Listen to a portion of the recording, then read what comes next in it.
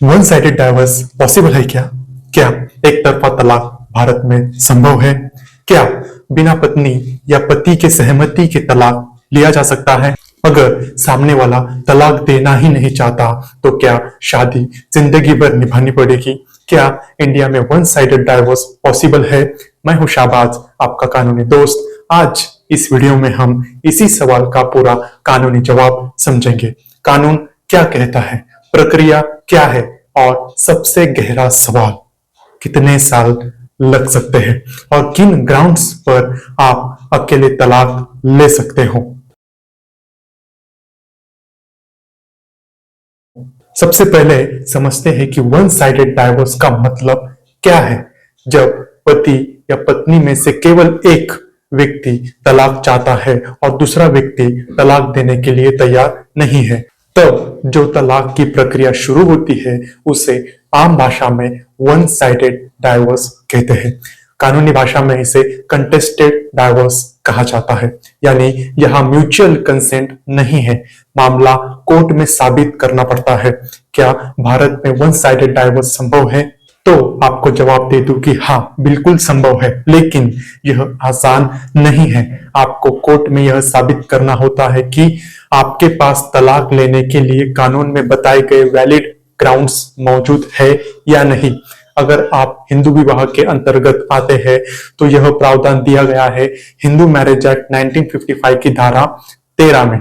लेकिन ग्राउंड्स पर one sided divorce मिल सकता है। किन ग्राउंड्स पर वन साइडेड डाइवोर्स मिल सकता है, ये अब सबसे महत्वपूर्ण हिस्सा। पहला, क्रूएल्टी मतलब क्रूरता। अगर आपका जीवन साथी शारीरिक या मानसिक क्रूरता कर रहा है, मतलब मारपीट, गाली गलौज, कैरेक्टर असैसिनेशन, झूठे केस करता है, लगातार आपका अपमान करता है, तो यह तलाक का ग्राउंड बन सकता है। मानसिक क्रूरता भी उतनी ही महत्वपूर्ण है जितनी शारीरिक। दूसरा, अडल्ट्री यानी व्यभिचार। अगर जीवन साथी का विवाह के बाहर किसी और के साथ शारीरिक संबंध है तो यह भी तलाक का आधार है, लेकिन ध्यान रखिए इसे साबित करना आसान नहीं होता। तीसरा, डेजर्शन परित्याग। अगर पति या पत्नी बिना उचित कारण के लगातार 2 साल से अधिक समय से छोड़कर चला गया या गई है और वापस आने की कोई इच्छा नहीं है तो इसे डेजर्शन माना जाता है। चौथा, कन्वर्जन। अगर जीवन साथी ने धर्म परिवर्तन कर लिया है तो यह भी तलाक का आधार हो सकता है। पांचवा, मेंटल डिसऑर्डर। गंभीर मानसिक बीमारी जिसकी वजह से साथ रहना संभव न हो, वह भी ग्राउंड बन सकता है।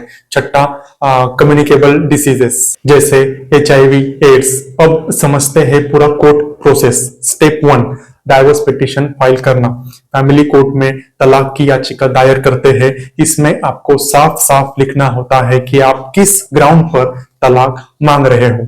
Step 2, notice to other party. Court दूसरी पार्टी को नोटिस भेजती है। अब वह व्यक्ति कोर्ट में आकर जवाब देगा। Step 3, return statement. सामने वाला व्यक्ति आपके आरोपों का जवाब लिखित रूप में देता है। Step 4, evidence stage. अब शुरू होता है असली केस। आपको अपने आरोप साबित करने होंगे। किस चीज से?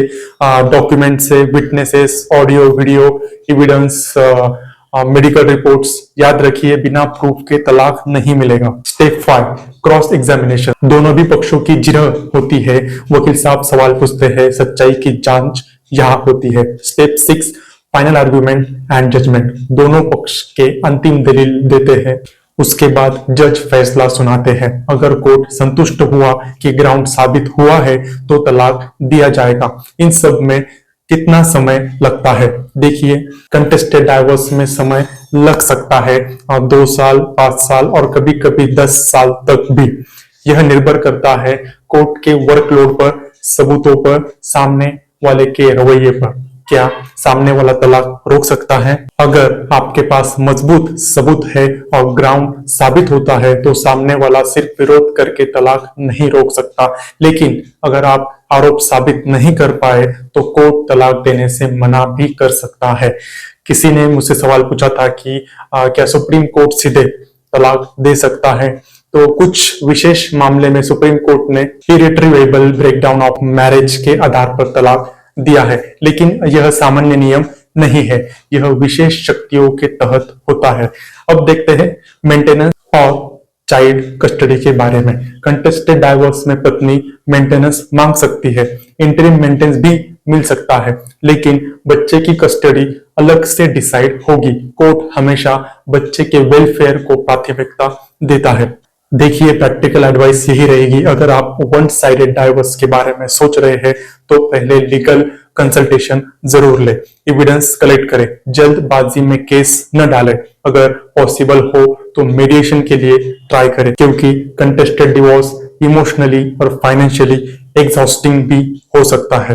तो आप सभी लोग समझ गए होंगे कि भारत में वन साइडेड डाइवोर्स संभव है, लेकिन इसके लिए आपको कानून में बताए गए ग्राउंड्स साबित करने होंगे। यह लंबी और जटिल प्रक्रिया हो सकती है, इसलिए हर कदम सोच समझकर और सही कानूनी सलाह के साथ उठाएं। अगर आपको यह जानकारी उपयोगी लगी तो वीडियो को शेयर करें ताकि ज्यादा से ज्यादा लोगों तक सही जानकारी पहुंचे। धन्यवाद। जय हिंद।